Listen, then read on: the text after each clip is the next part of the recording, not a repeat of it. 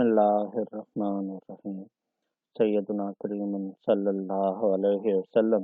अस्सलाम वालेकुम sister class. आज हम नया चैप्टर शुरू करेंगे विच इज चैप्टर 6, ठीक है, जिसका नाम है केमिकल बॉन्डिंग। और आज हम जो लेक्चर डिलीवर करेंगे ओवरऑल आई थिंक आपका 33rd लेक्चर है ऑनलाइन क्लासेस का, ठीक है।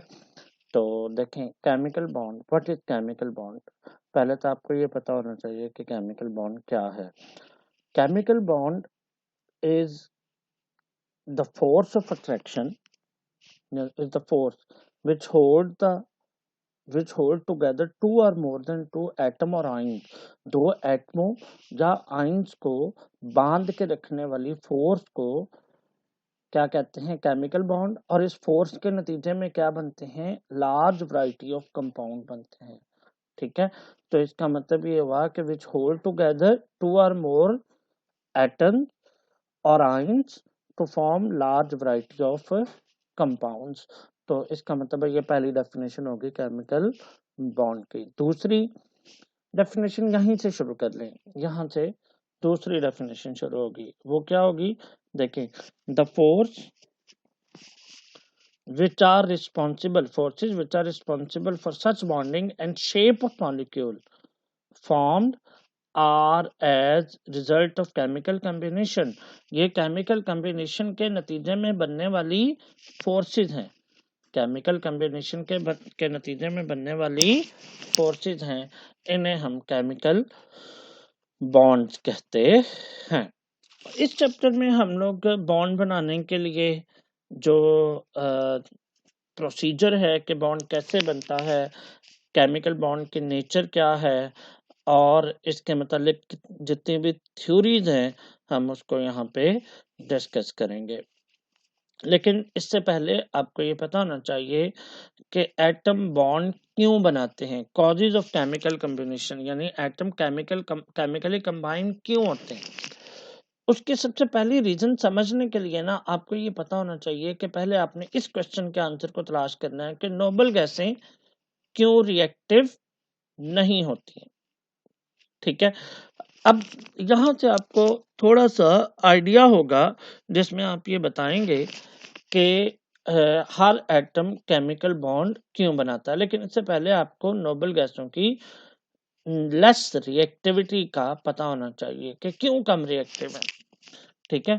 देखा गया है कि chemical reactivities of element depends upon the characteristics electronic configuration, यानी हर एक एलिमेंट के इलेक्ट्रॉनिक कॉन्फ़िगरेशन अपनी अपनी है, ठीक है। इलेक्ट्रॉनिक कॉन्फ़िगरेशन अपनी अपनी है। तो इसका मतलब ये हुआ कि इसका मतलब ये हुआ कि इलेक्ट्रॉनिक कॉन्फ़िगरेशन जो है वो किसी भी एलिमेंट के रिएक्टिव या नॉन रिएक्टिव होने का या लेस रिएक्टिव होने का रीजन है, ठीक है। तो आइए अब हम लोग देखें कि नोबल गैसें की जो इलेक्ट्रॉनिक कॉन्फ़िगरेशन है वो क्या है। नोबल गैसों के इलेक्ट्रॉनिक कॉन्फ़िगरेशन में हीलियम में देखें तो 1s में 2, और बाकी जितनी भी गैसेज हैं चाहे उनका वैलेंशियल कोई भी हो, दूसरा हो, तीसरा हो, चौथा हो या पांचवा हो, उनके s सबशेल में 2 और p सबशेल में 6, यानी 8 इलेक्ट्रॉन टोटल पूरे ऑर्बिट में कितने इलेक्ट्रॉन हैं, 8 इलेक्ट्रॉन है। So little tendency to react chemically, क्योंकि इनके वैलेंस शेल में 8 या 2 इलेक्ट्रॉन है, ठीक है। लेकिन कुछ ऐसे भी स्टेबल कंपाउंड हैं नोबल गैसों के जो बने हैं, वो ये हैं, xenon fluoride, xenon difluoride, xenon tetrafluoride, xenon oxyfluoride, xenon oxide, ये जियोन के कंपाउंड बने हैं। लेकिन जनरली देखा गया है कि noble gas does not react with other noble gas, के दूसरी नोबल गैस के साथ वो रिएक्शन नहीं करती, ठीक है। और इसकी वजह क्या है कि ये गैसेस ज्यादातर क्या हैं, स्टेबल हैं, ठीक है। क्यों, क्योंकि इनकी इलेक्ट्रॉनिक कॉन्फ़िगरेशन में इनके वैलेंस शेल में या 2 इलेक्ट्रॉन हैं या 8 इलेक्ट्रॉन है, and this can be explained on the basis of their special electronic configuration, कि ये अपनी स्पेशल इलेक्ट्रॉनिक कॉन्फ़िगरेशन की वजह से दूसरे एलिमेंट्स के साथ, दूसरी नोबल गैसों के साथ मिलती नहीं है, लेस रिएक्टिव है। Their outermost s and p orbitals are completely filled.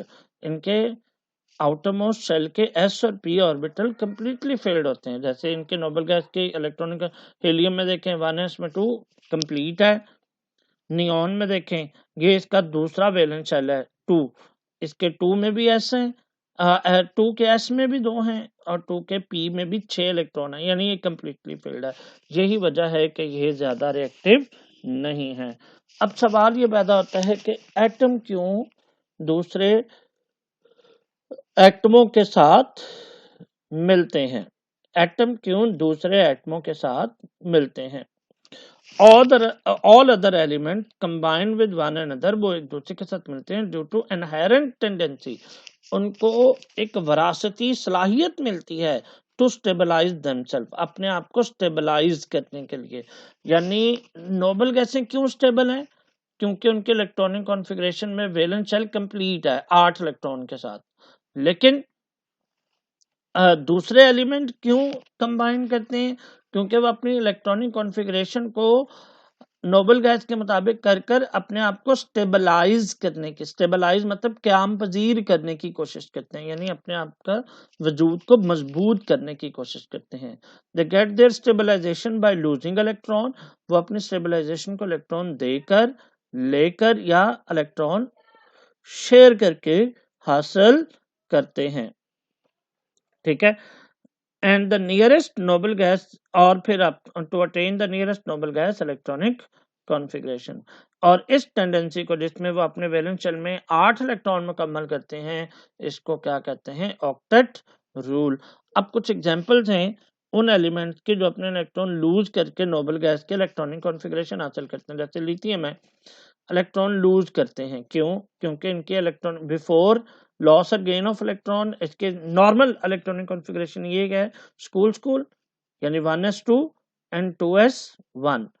फिर इसी तरह electron after losing electron 1s2, ये किसके नोबल गैस की, किस नोबल गैस के इलेक्ट्रॉनिक कॉन्फ़िगरेशन है, हीलियम की।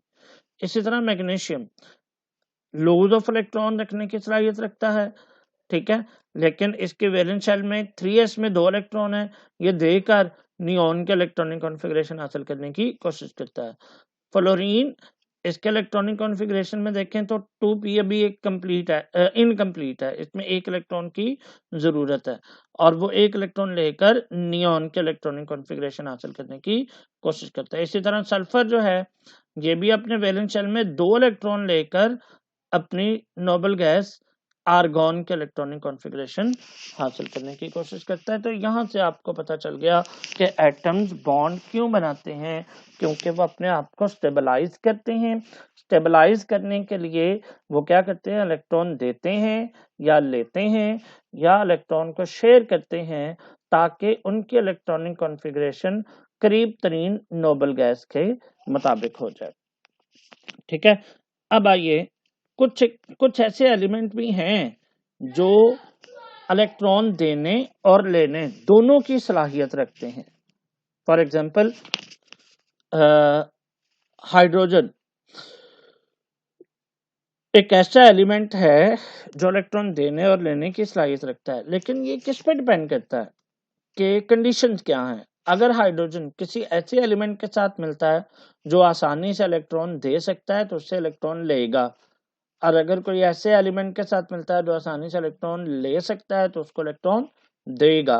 तो अब उसकी वो एग्जांपल दे रहा है, देखें, in certain cases both tendency electron lose और gain of electron have been observed, but the system will go by the condition, यानी सिस्टम जो है वो किस पे डिपेंड करता है, कंडीशंस पे डिपेंड करता है in which chemical combination take place. For example, in a chemical combination between sodium and hydrogen, sodium hydride बनता है, सोडियम हाइड्राइड बनता है। यहाँ पे हाइड्रोजन इलेक्ट्रॉन गेन करता है, क्यों, क्योंकि सोडियम के इलेक्ट्रॉन देने की सलाहियत है और यहाँ पे हाइड्रोजन इलेक्ट्रॉन गेन करता है। In the formation of HF, hydrogen atom donate the major share of electron to fluorine, यानी हाइड्रोजन और फ्लोरीन के दरमियान ये जो कोवलेंट बॉन्ड बनता है, लेकिन ये फ्लोरीन के इलेक्ट्रोनेगेटिविटी ज्यादा होने की वजह से ये इलेक्ट्रॉन ज्यादातर किसके पास रहता है, फ्लोरीन के पास। इसका मतलब है कि देने की सलाहियत है यहाँ पे हाइड्रोजन की, किसको इलेक्ट्रॉन देने की सलाहियत है, फ्लोरीन को। तो मेजर कंट्रीब्यूशन इलेक्ट्रॉन देने पे डिपेंड दे रहा है कौन, हाइड्रोजन। तो इधर क्या था, हाइड्रोजन इलेक्ट्रॉन ले रहा था, इधर हाइड्रोजन इलेक्ट्रॉन क्या कर रहा है, मेजर कंट्रीब्यूशन दे रहा है। ठीक है, तो इसका मतलब ये हुआ कि ये एक एग्जांपल है जिसमें इलेक्ट्रॉन देने और लेने दोनों की सलाहियत मौजूद है, लेकिन ये डिपेंड करता है कि कंडीशन क्या है, यानी हाइड्रोजन के साथ मिलने वाला एटम कौन सा है। अगर इलेक्ट्रॉन देने वाला है तो लेगा इलेक्ट्रॉन, और अगर इलेक्ट्रॉन लेने वाला है तो इलेक्ट्रॉन ये क्या करेगा, देगा। अब कुछ ऐसे एलिमेंट हैं, कुछ ऐसे एलिमेंट हैं जब वो कंपाउंड बनाते हैं तो ऑक्टेट रूल को फॉलो नहीं करते। ऑक्टेट रूल ये यूनिवर्सल रूल नहीं है, क्यों, ये देखें, PF5 इसमें फास्फोरस के आउटरमोस्ट शेल में 10 इलेक्ट्रॉन है। देखो ना, फास्फोरस के आउटरमोस्ट शेल में 5 इलेक्ट्रॉन होते हैं, क्योंकि ये 5वें ग्रुप का है। नाइट्रोजन और फास्फोरस, नाइट्रोजन 5वें ग्रुप का है, ये भी क्या है, 5वें ग्रुप का है। तो इसके वैलेंस शेल में भी 5 इलेक्ट्रॉन है, एक एक करके वो फ्लोरीन के साथ शेयर करता है। तो कितने हो गए, इसके वैलेंस शेल में 5 इसके अपने थे, 5 उसने शेयर किए हुए, इसका मतलब है इसके वैलेंस शेल में कितने इलेक्ट्रॉन हो गए, 10 इलेक्ट्रॉन हो गए। अब इसकी शेप में आपको SF6, इसमें 12 इलेक्ट्रॉन हो गए सल्फर के वैलेंस शेल में।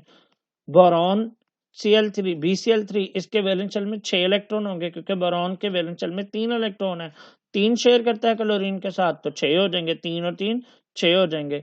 अब ये ऑक्टेट रूल को फॉलो नहीं कर रहे, हालांकि ऑक्टेट रूल में तो इनके वैलेंस शेल में 8 इलेक्ट्रॉन होने चाहिए।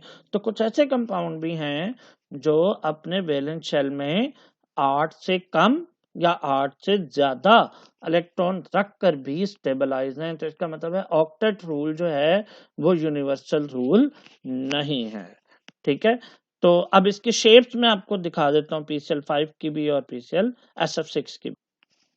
जी तो बच्चों ये देखें, ये आपके पास BCl3 में देखें, ये बोरॉन है, इसके आउटरमोस्ट शेल में 3 इलेक्ट्रॉन पहले से थे, एक एक इसने क्लोरीन के साथ शेयर किया, तो इसके आउटरमोस्ट शेल में कितने इलेक्ट्रॉन हो गए, 3 2 2 4 2 6, लेकिन ऑक्टेट मुकम्मल करने के लिए इसको कितने चाहिए, 8 इलेक्ट्रॉन चाहिए। तो इसका मतलब ये हुआ कि ये ऑक्टेट रूल को फॉलो नहीं कर रहा। इसी तरह PCl5 को देखें, तो PCl5 में देखो फास्फोरस के आउटरमोस्ट शेल में 5 इलेक्ट्रॉन होते हैं, क्योंकि ये 5वें ग्रुप का एलिमेंट है।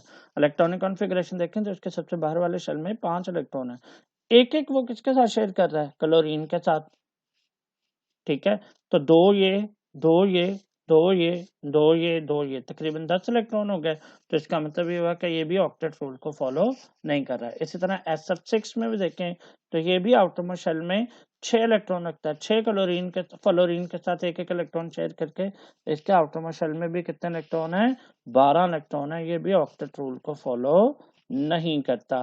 तो अगर आप इनके आगे कुछ मसाइल देखना चाहें तो वो भी आप देख सकती हैं। ठीक है, तो अभी फिलहाल इतना ही रखें ज़हन में।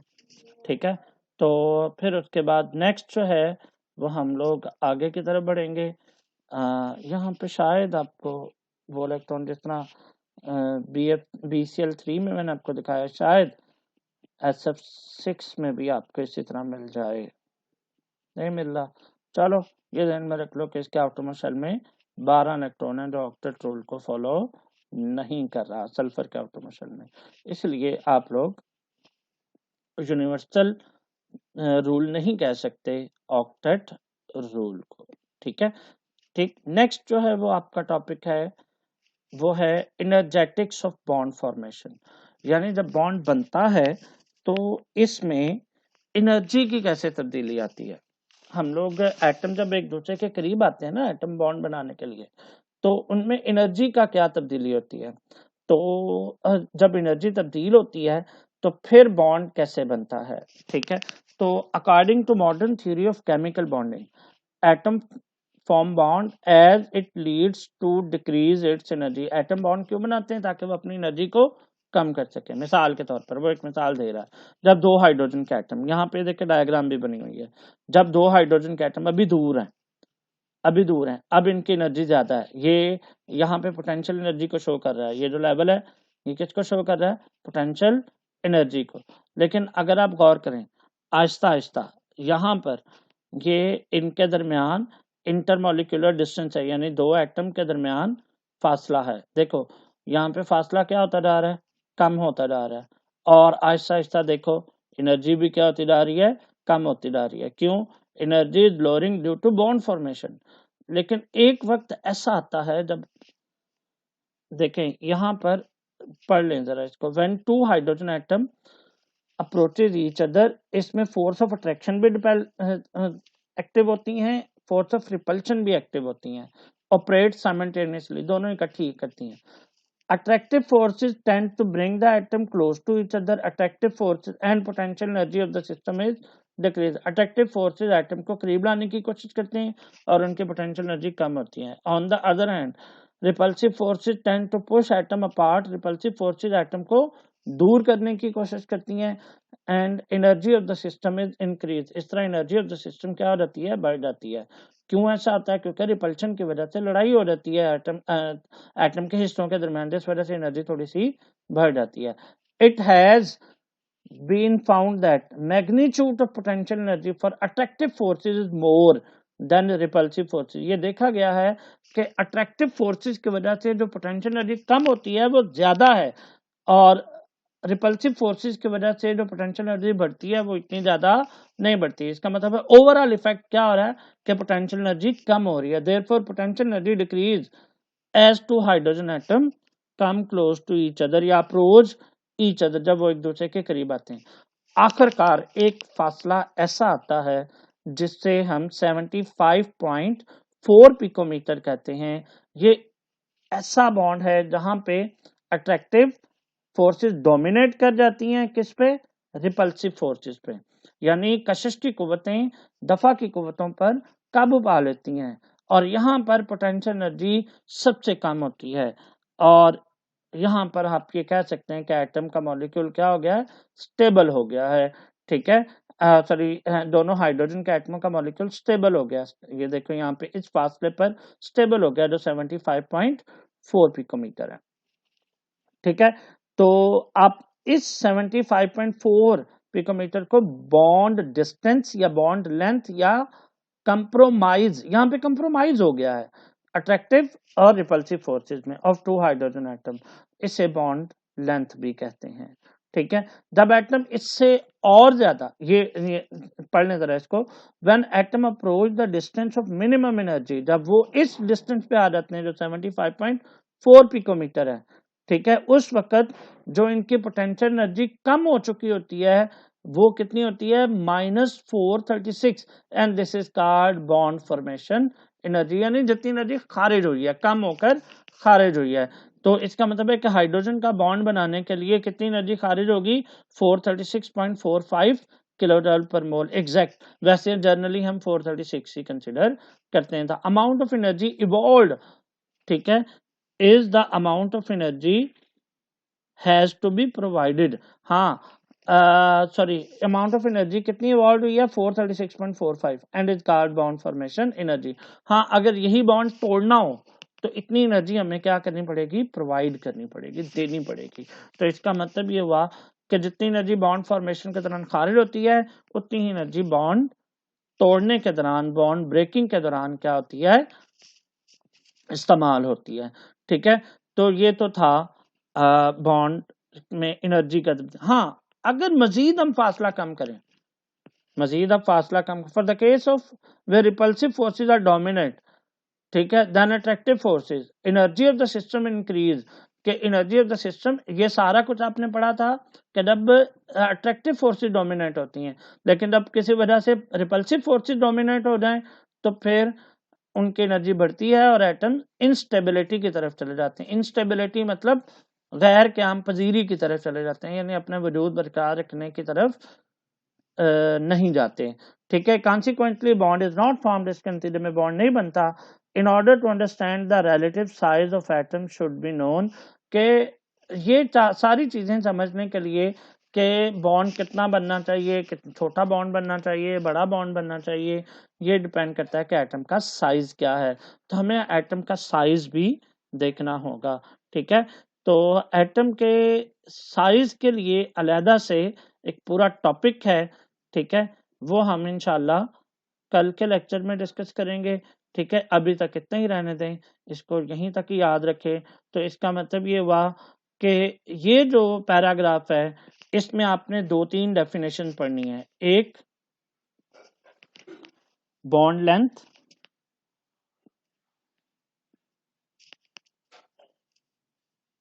दूसरी बॉन्ड एनर्जी,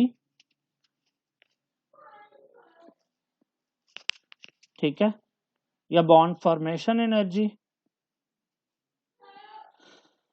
और तीसरा जो है ये शॉर्ट क्वेश्चन इस तरीके से आ सकता है कि how energy changes when bond is formed. ठीक है, एनर्जी कैसे तब्दील होती है जब बॉन्ड बनता है। तो ये शॉर्ट क्वेश्चन है विद द डायग्राम, आपको पूरा याद करना पड़ेगा। मैं इसको क्वेश्चन भी लिख देता हूँ। How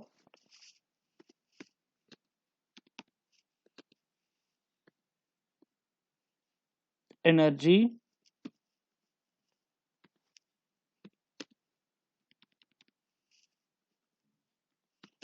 changes when bond is formed। ठीक है, तो ये आप लोगों का ये क्वेश्चन भी हो गया। आपने इसको यहीं तक याद करना है। आज के लिए इतना ही। टिल देन, अल्लाह हाफिज।